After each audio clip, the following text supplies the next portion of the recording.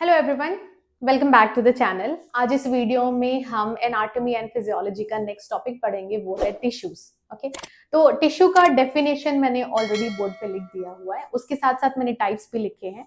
तो आज हम सिर्फ डेफिनेशन और कुछ टाइप्स पढ़ेंगे, और जो टाइप्स हैं उसको डिटेल में हम नेक्स्ट वीडियोज में पढ़ेंगे। ओके, तो स्टार्ट करते हैं। तो सबसे पहले टिश्यू ये एनाटॉमी एंड फिजियोलॉजी का पार्ट है, पर स्टडी ऑफ टिश्यू को हम हिस्टोलॉजी बोलते हैं।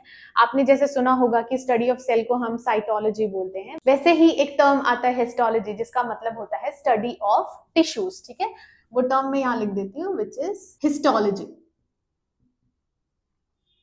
ओके, अब हम डेफिनेशन पढ़ते हैं कि टिश्यू का डेफिनेशन क्या है।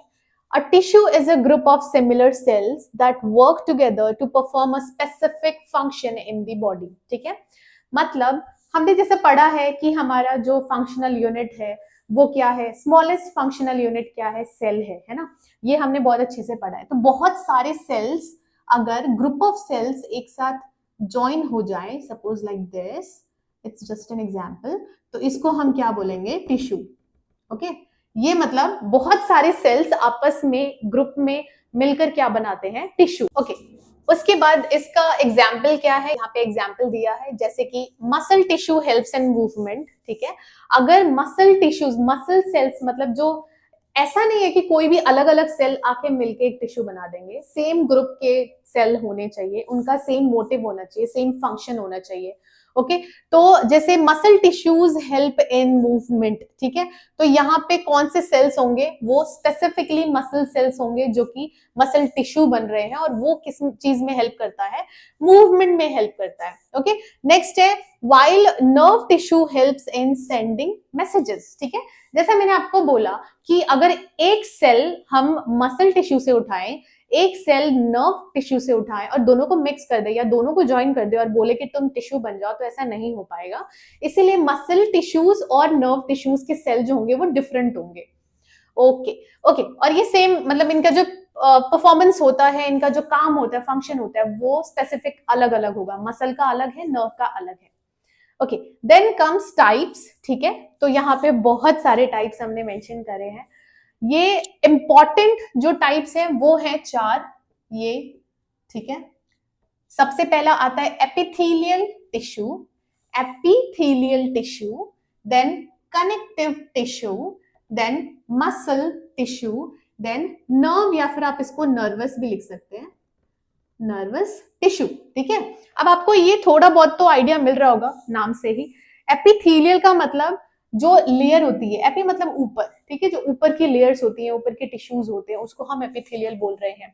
ऐसा नहीं है कि सिर्फ ऊपर ही होगा, लेयर अंदर भी हो सकती है, लेकिन जस्ट एक एग्जाम्पल दिया है। कनेक्टिव मतलब दो चीजों को जोड़ने के लिए, ना, दो चीजों को अगर आप जोड़ रहे हैं उसको कनेक्शन बोलते हैं, कनेक्टिव बोलते हैं। तो कोई ऐसे बॉडी में कोई भी टिश्यू जो दो चीजों को जोड़ रही है, उसको हम क्या बोलते हैं, कनेक्टिव टिश्यू। मसल टिश्यू का मतलब जहां भी मसल है, जहां मूवमेंट की जरूरत है, जहां इनवॉलेंट्री या वॉलेंट्री मूवमेंट चलता रह रहा है, वहां पे क्या प्रेजेंट होगा, मसल टिश्यू।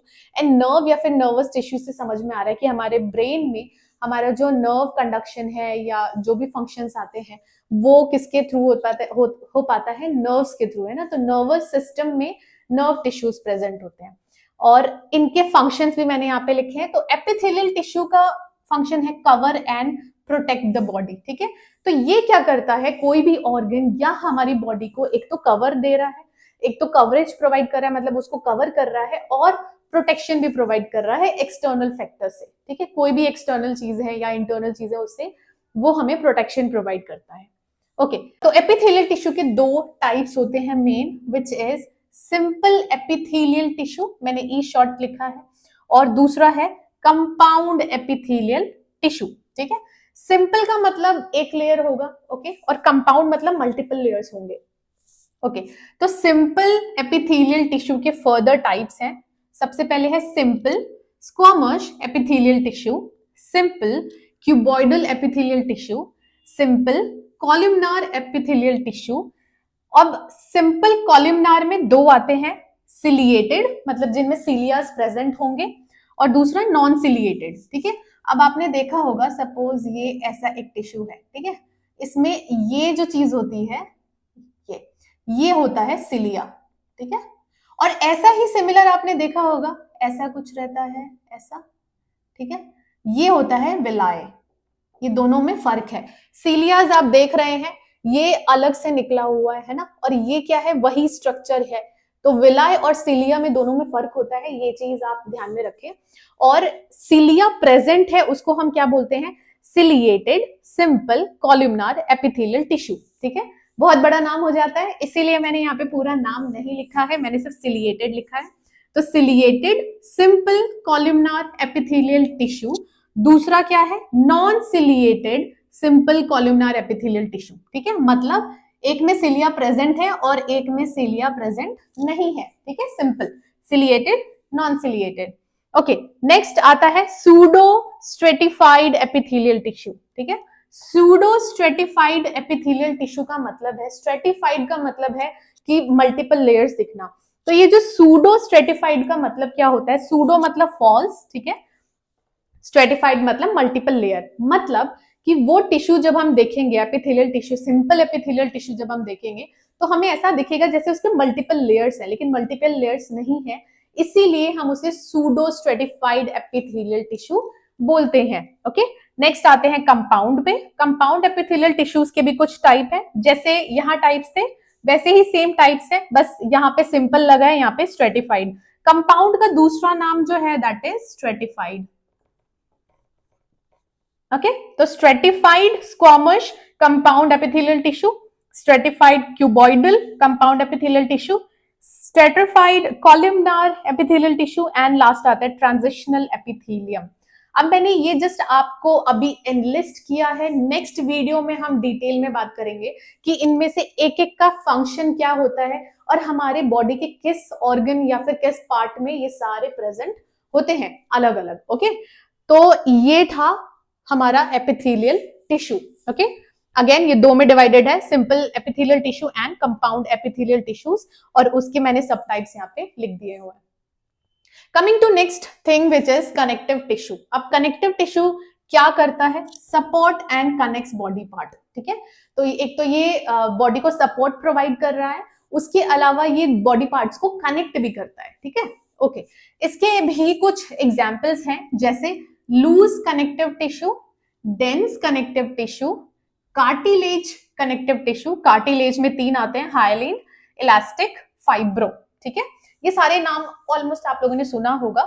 उसके बाद आता है fourth bone connective tissue, and last liquid connective tissue. अब बोन कनेक्टिव टिश्यू तो नाम से ही पता लग रहा है, जो हमारा स्केलेटल सिस्टम है that is bone connective tissue.